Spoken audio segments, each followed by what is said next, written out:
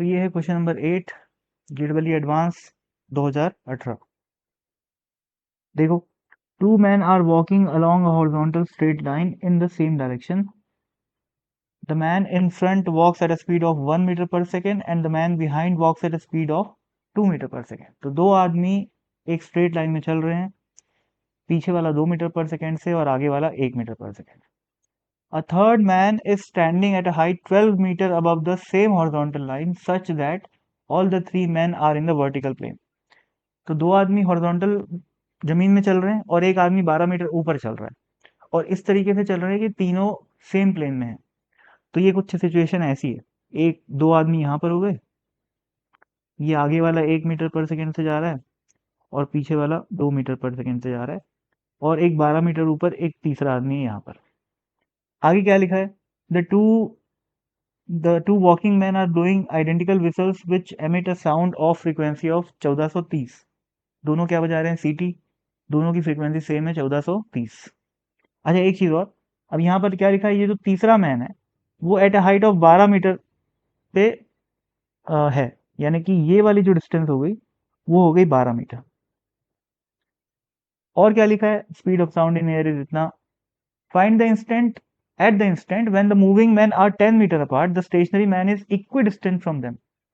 तो जब इन दोनों आदमी के बीच की डिस्टेंस कितनी है? 10 मीटर। ये डिस्टेंस 10 मीटर है, तो ये जो आदमी है वो दोनों से बराबर डिस्टेंस पे है। इसका मतलब ऐसा बनेगा डायग्राम, और ये दोनों डिस्टेंस बराबर हो जाएगी 5 और 5।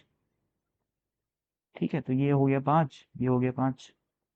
अब साफ दिख रहा है कि ये एंगल थीटा है, तो ये भी एंगल क्या हो जाएगा? थीटा।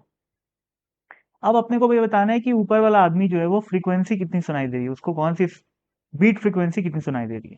ठीक, तो देखो, अगर अपन इन दोनों वेलोसिटी को देखें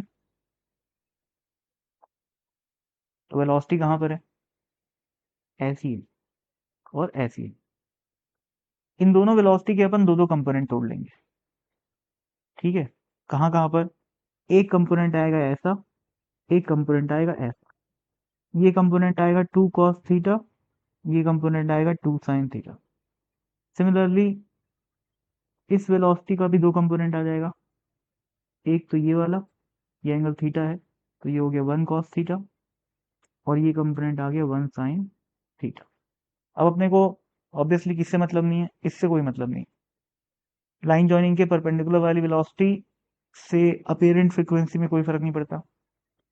तो इन दोनों को देखो, ये वाली वेलोसिटी और ये वाली वेलोसिटी, ये वाली वेलोसिटी लाइन जॉइनिंग को कम कर रही है, डिस्टेंस को, और ये वाली वेलोसिटी इस डिस्टेंस को बढ़ा रही है।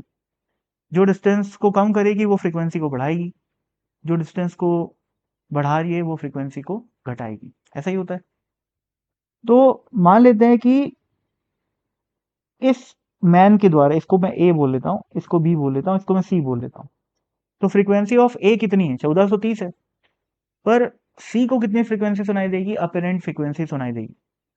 तो जो सी को फ्रीक्वेंसी सुनाई दे रही है ए के कारण, उसको मैं लिख लेता हूं एफ ए डैश, और वो किसके बराबर हो जाएगी? F A into velocity of sound plus minus velocity of observer upon velocity of sound plus minus velocity of source.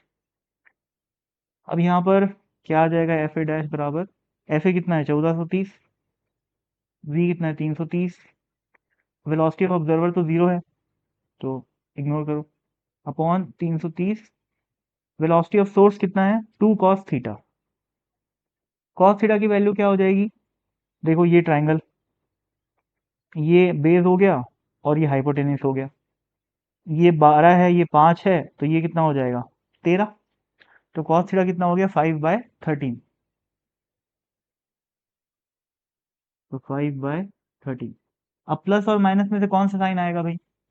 ये वेलोसिटी फ्रीक्वेंसी को बढ़ा रही है, तो डिनोमिनेटर छोटा होना चाहिए, तो यहाँ पर माइनस साइन है। ठीक, ये तो हो गया एफ ए डैश।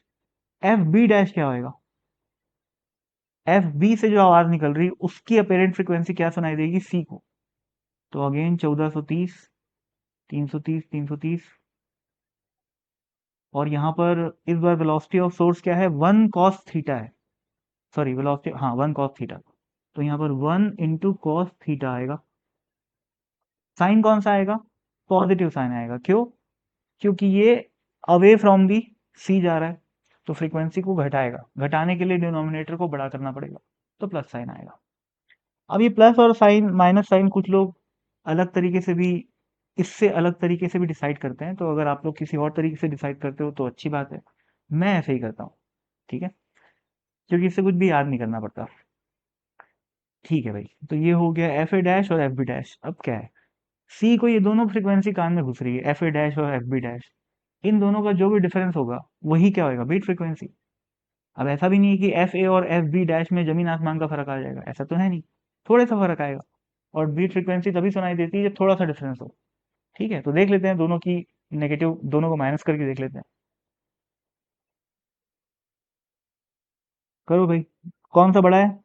ये बड़ा है, ये छोटा है ना, डिनोमिनेटर ऊपर वाले का छोटा है, तो ये बड़ा हुआ, तो क्या आ जाएगा?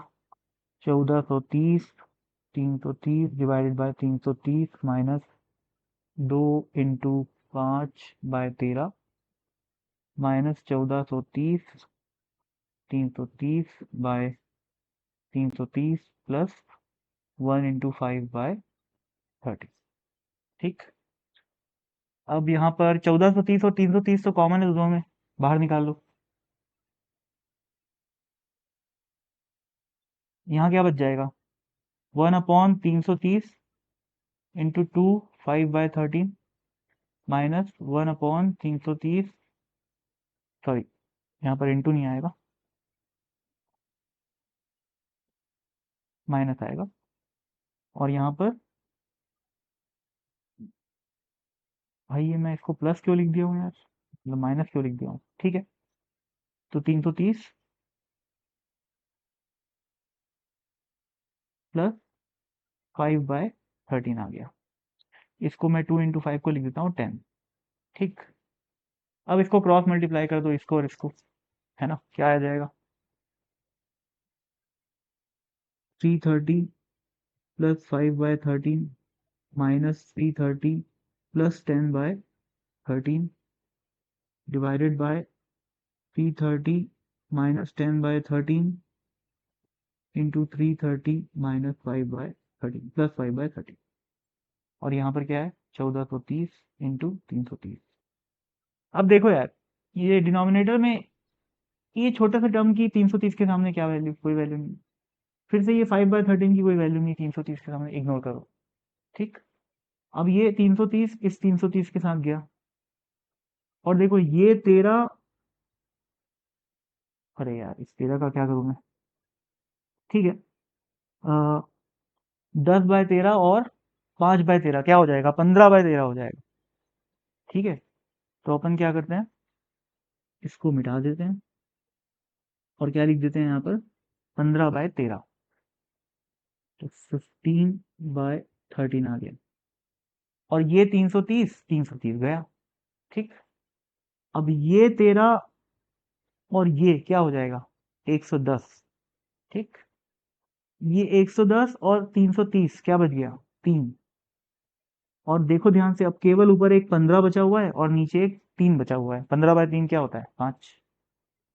आ गया आंसर। ठीक है, अब देखो कैलकुलेशन करने के और भी कई तरीके हो सकते हैं, मेरे को ये ठीक लगा, मैं ऐसे किया हूँ। आप लोगों को कुछ और ठीक लगे, कुछ किसी और स्टेप में, जैसे मैंने यहाँ पर अप्रोक्सीमेशन यूज किया है, तो अगर कोई पहले करना चाहे बाद में करना चाहे, वो अलग अलग तरीके होते हैं, पर आंसर वही आता है सब तरीके से। ठीक है, तो दैट्स इट, थैंक यू।